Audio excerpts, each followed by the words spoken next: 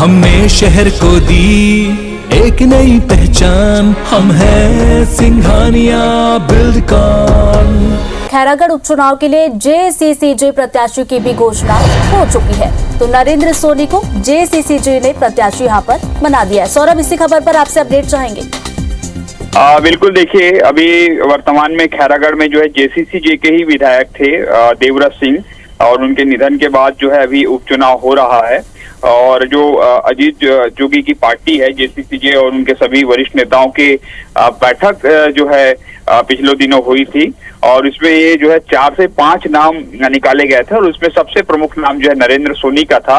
नरेंद्र सोनी जो है खैरागढ़ के ही हैं, सक्रिय हैं, और जनता कांग्रेस छत्तीसगढ़ से काफी समय से जो है टिकट मांग रहे थे, और देवव्रत सिंह के काफी नजदीकी व्यक्ति रहे हैं। जब देवव्रत सिंह जो है विधायक थे तो उन्होंने जनता कांग्रेस छत्तीसगढ़ के लिए काफी प्रचार प्रसार किया गया था। इसलिए जो अभी वर्तमान में जो जनता कांग्रेस छत्तीसगढ़ के प्रदेश अध्यक्ष अमित जोगी, उन्होंने जो है सभी को सहमति से अपने सभी पार्टी के नेताओं से बातचीत कर जो है नरेंद्र सोनी का नाम फाइनल किया है। चलिए, तो यहाँ पर बीजेपी की बात करें, कांग्रेस की बात करें या फिर जेसीसीजे की, तीनों ने ही अपने अपने प्रत्याशियों की यहाँ पर घोषणा कर दी है। जो सुबुगाहट पहले चल रही थी, अलग अलग नामों पर चर्चा चल रही थी, अब तस्वीर पूरी तरह से साफ हो चुकी है। नामों का ऐलान तीनों ही पार्टियों ने कर दिया है। कल 24 मार्च की तारीख है, कल नामांकन का आखिरी दिन है। आज की बात की जाए तो सौरभ, आप हमारे साथ लगातार बने रहिए। हमारे दर्शकों को हम एक बार फिर से अपडेट करवा दें कि खैरागढ़ उपचुनाव के जेसीसीजे प्रत्याशी की घोषणा हो चुकी है। नरेंद्र सोनी के नाम पर यहां पर मुहर लगी है। तो वहीं कांग्रेस की बात की जाए तो कांग्रेस ने कल यशोदा वर्मा का नाम सामने लेकर आए थे, प्रत्याशी के तौर पर उन्हें उम्मीदवार बनाया गया है खैरागढ़ उपचुनाव के लिए। तो वहीं बीजेपी की बात की जाए तो बीजेपी ने कोमल जंघेल पर दाव लगाया है।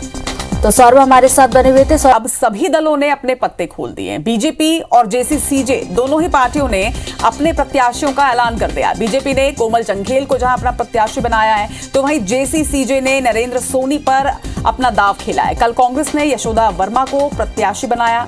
यशोदा वर्मा वर्सेस कोमल जंघेल वर्सेस नरेंद्र सोनी, किस तरह के समीकरण अब यहां पर देखे जा रहे हैं, पत्ते अब खोल चुके हैं तीनों ही पार्टी ने। खैरागढ़ उपचुनाव 12 अप्रैल को मतदान होने हैं, इसके लिए नामांकन का कल आखिरी दिन, और आज दोनों ही पार्टियों ने, कांग्रेस ने कल अपने प्रत्याशी की घोषणा कर दी थी, वहीं बीजेपी ने आज कोमल जंघेल को प्रत्याशी बनाया, तो वहीं नरेंद्र सोनी का नाम सामने आया है जेसीसीजे की तरफ से। तो इस तरह से अब तीनों ही पार्टी जो हैं, तीनों ही पार्टियों ने अपने अपने प्रत्याशियों की घोषणा कर दी है। यशोदा वर्मा आज अपना नामांकन भी दाखिल करने वाली हैं, तो तीनों ही पार्टियों ने अपने पत्ते खोल दिए हैं। अब देखना होगा कि इन तीनों प्रत्याशियों पर से जनता किसके नाम पर मोहर लगाएगी। तो खैरागढ़ आखिर किस प्रत्याशी की जीत यहां पर दर्ज होगी, ये देखना होगा। 12 अप्रैल को इसका फैसला किया जाएगा। यशोदा वर्मा, कोमल जंघेल और नरेंद्र सोनी, इन तीनों के बीच होगी जंग खैरागढ़ उपचुनाव की। आपको बता दें कि दोनों ही पार्टियों ने आज अपने प्रत्याशियों की घोषणा की है। जहां बीजेपी ने कोमल जंघेल को मैदान में उतारा है, तो वहीं जेसीसीजे ने नरेंद्र सोनी को टिकट दिया है।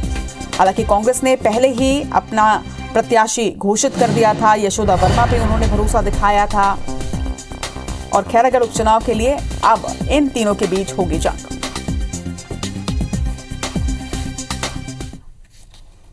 और इस खबर पर ज्यादा जानकारी के साथ हमारे सहयोगी राजेश मिश्रा इस वक्त राजनांदगांव से हमारे साथ जुड़ रहे हैं। राजेश, अब तीनों ही पार्टियों ने अपने पत्ते खोल दिए हैं, तीनों ही पार्टियों के प्रत्याशियों के नाम सामने आ चुके हैं। किस तरह के समीकरण अब खैरागढ़ उपचुनाव के लिए दिख रहे हैं?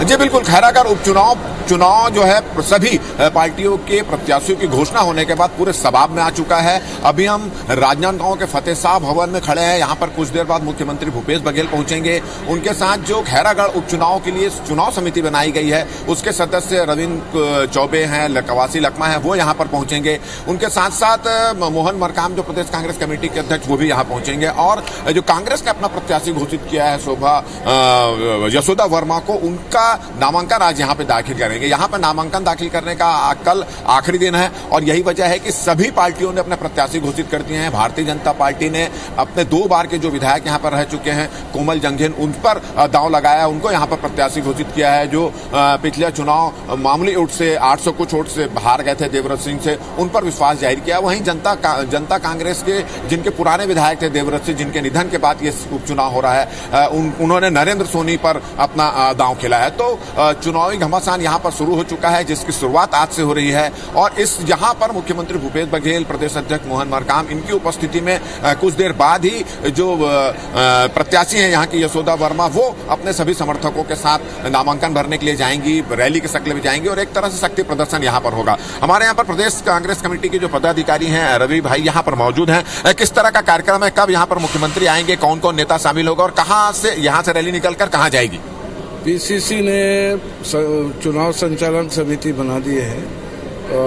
रविंद्र चौबे जी रहेंगे, पहले तो मुख्यमंत्री जी रहेंगे, रविंद्र चौबे जी, लखमा जी और आपके भगत जी, जो अमरजीत भगत हैं, वो सभी साथ में रहेंगे और रैली के शक्ल में अपन जाएंगे कलेक्ट्रेट, वहाँ नॉमिनेशन फाइल।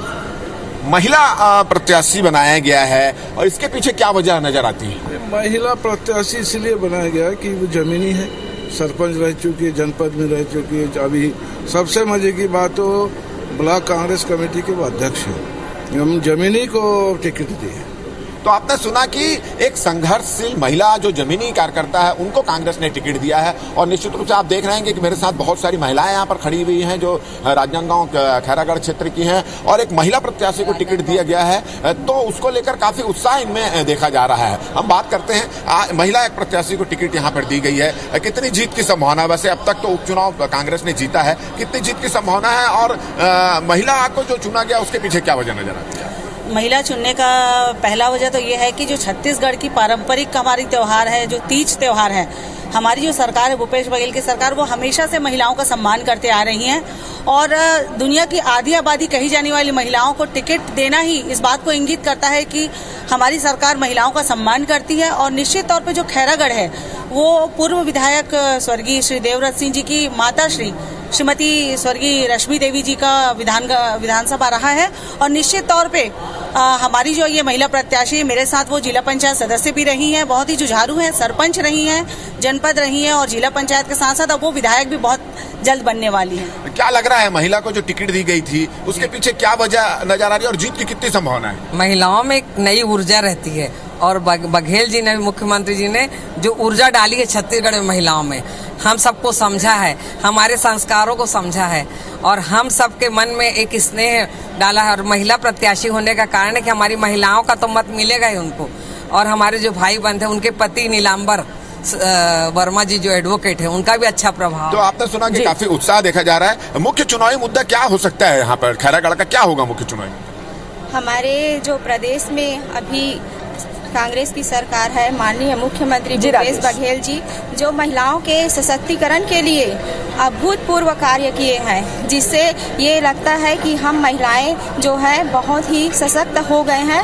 और हमें लगता है कि जो अभी जो प्रत्याशी, तो आपने सुना कि इनका कहना है कि महिलाओं के लिए भूपेश सरकार ने जो काम किया है उससे उनको उम्मीद है कि यही वजह है कि महिलाओं को आगे ला रहे हैं और महिलाओं को वोट उनको मिलेगा। और कांग्रेस का कहना है कि वो अपने उपचुनाव में जीत का क्रम जारी रखेंगे और ये सीट भी यहाँ पर जीतेंगे। वहीं भारतीय जनता पार्टी भी ये दावा कर रही है कि ये उनका गढ़ रही है और कोमल जंघेल उनके लिए योग्य प्रत्याशी हैं, वो भी जीतेंगे। तो सभी पार्टियों के अपने अलग अलग दावे हैं जीत के। जी बिल्कुल, सभी पार्टियों के दावे हैं, सभी पार्टियों ने अपने अपने प्रत्याशी भी अब मैदान में उतारती हैं। देखना होगा कि 12 तारीख को जनता किस पर भरोसा दिखाती है। तमाम बातचीत के लिए आपका बहुत बहुत शुक्रिया राजेश।